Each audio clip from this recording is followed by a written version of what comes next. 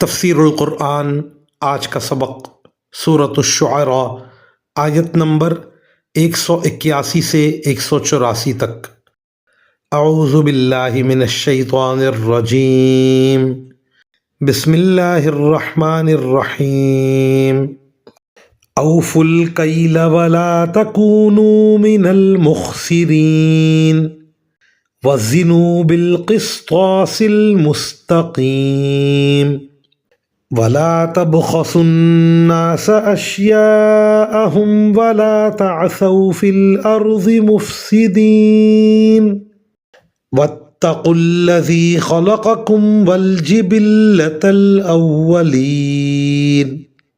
ترجمہ: پورا ناپ دیا کرو اور ان لوگوں میں سے نہ بنو جو دوسروں کو گھاٹے میں ڈالتے ہیں، اور سیدھی ترازو سے تولا کرو، اور لوگوں کو ان کی چیزیں گھٹا کر نہ دیا کرو، اور زمین میں فساد مچاتے مت پھرو، اور اس ذات سے ڈرو جس نے تمہیں بھی پیدا کیا ہے اور پچھلی خلقت کو بھی۔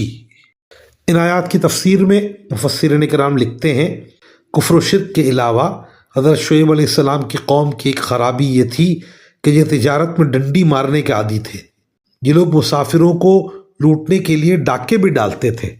وآخر دعوانا ان الحمد للہ رب العالمین۔